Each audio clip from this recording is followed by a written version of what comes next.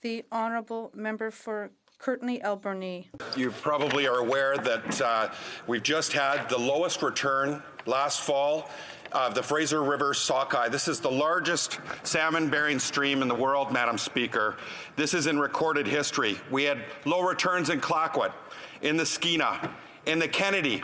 Last year in the Kennedy, Madam Speaker, we didn't have a single returning spawning fish. This is a salmon-bearing area that produced 200,000 fish just decades ago, Madam Speaker. It's clear there's a salmon emergency taking place in British Columbia, a crisis taking place in British Columbia. Madam Speaker, we've been raising issues related to the catastrophic decline of salmon in our region, the impact it's having.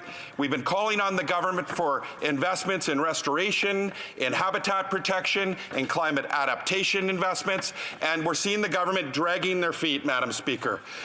We just had in 2019, our commercial fleet were only able to harvest 3.5 million pounds of salmon, compared to almost 37 million pounds in 2016 and 2019. This was the lowest year since 1951, Madam Speaker, where we harvested 200 million pounds. So we are seeing, as I said, a catastrophic decline in the amount of salmon. Madam Speaker, the government has dragged their feet when it comes to dealing with salmon farms and open-caged salmon farms, Madam Speaker.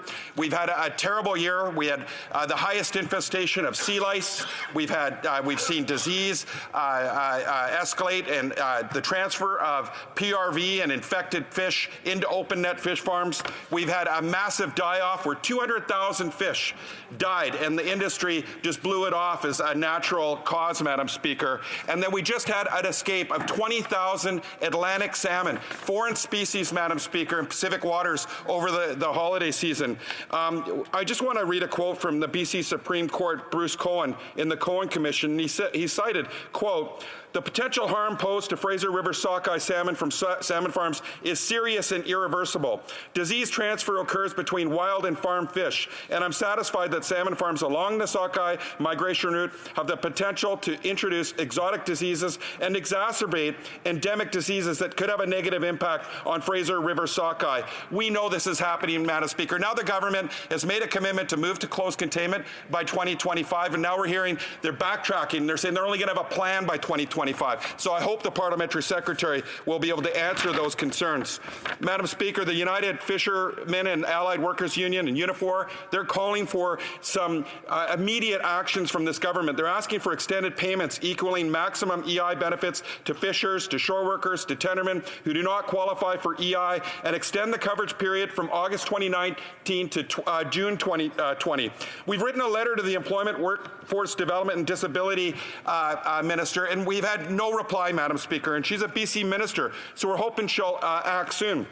That she'll refund the salmon license fees paid for the 2019 season, make moorage and small craft harbors free for salmon vessels, and make forgivable loans up to $10,000 available to vessel owners for repairs and maintenance, and implement the report that the Fisheries and Oceans Committee unanimously supported on sharing risks and benefits. We're calling on the government to come up with an emergency aid package, a record amount of investments in restoration, enhancement, adaptation funds, and we need this government to do this immediately, Madam Speaker. People are losing their boats. They're losing their homes. Cupboards are empty. The ecosystem will crash if we don't save our wild salmon. Will this government be the government on the watch that watches our wild salmon go the way of the Atlantic cod? The Honourable Parliamentary Secretary to the Minister of Fisheries and Oceans.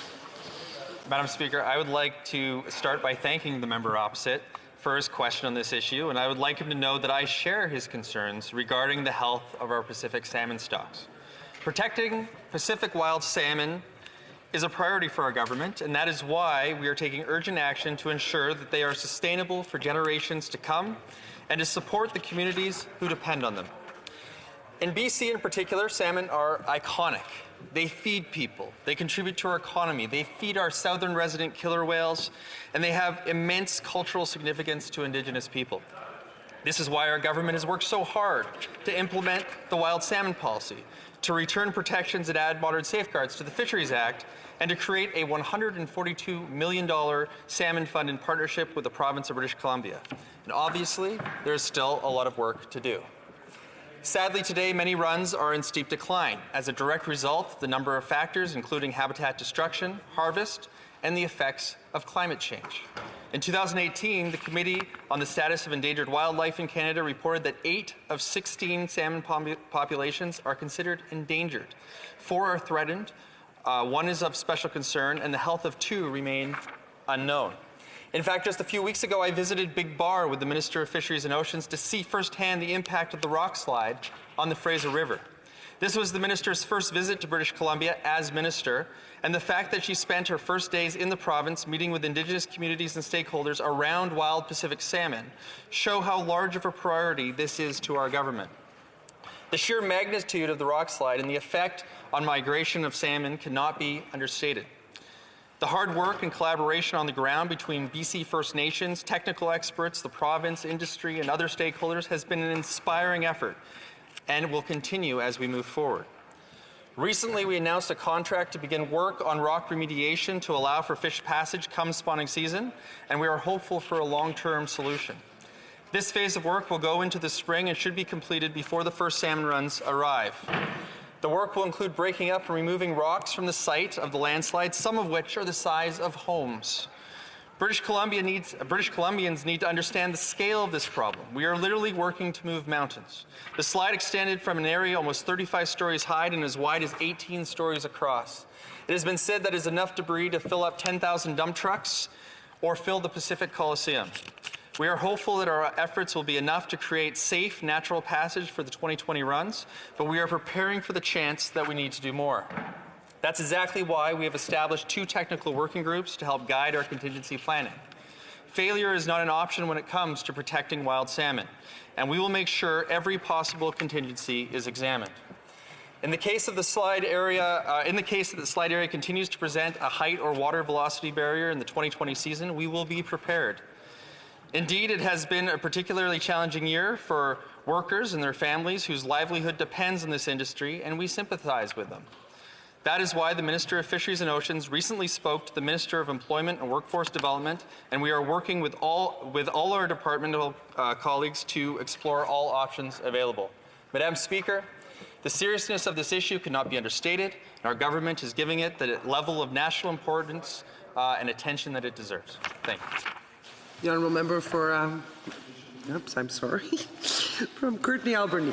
Madam Speaker, sympathy's not enough. We're talking about it's like a natural disaster. It's like a forest fire in northern Alberta or the floods in eastern Canada where the federal government came to the plate with an emergency package. They need to do that in British Columbia, Madam Speaker. It's going to be under their watch that Pacific salmon are going to go the way of the Atlantic cod. It's gut check time, Madam Speaker. Does this government have the intestinal fortitude, the courage to do the right thing, Madam Speaker, and that's deliver an aid package? And we're counting on this parliamentary secretary who's from British Columbia to be the spokesperson, to stand up to his cabinet and ask them to do the right thing. People are losing their homes. This is our food security. Everything is interconnected on the West Coast. Our whole ecosystem relies on our wild salmon, Madam Speaker. People are losing their homes, and despite the Big Bar slide, and we appreciate the efforts there by the government, they had the lowest return in the Fraser, and this was before the Big Bar slide, Madam Speaker. This government needs to take action, and we're counting on this member right now. Minister of Fisheries and Oceans and the Canadian Coast Guard. Thank you, Madam Speaker. As I stated in my previous speech, wild Pacific salmon are a priority for our government.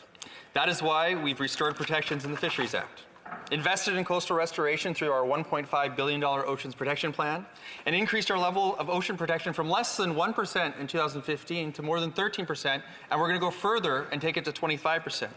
We are investing in projects under the $142 million BC Salmon Restoration and Innovation Fund that will help conserve and protect Pacific salmon.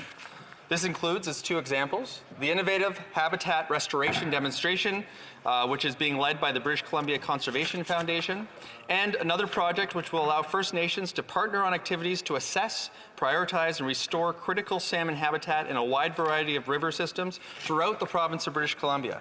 Madam Speaker, our government is taking action to ensure that we continue to protect and restore our salmon stocks on the West Coast, and we are going to do even more going forward.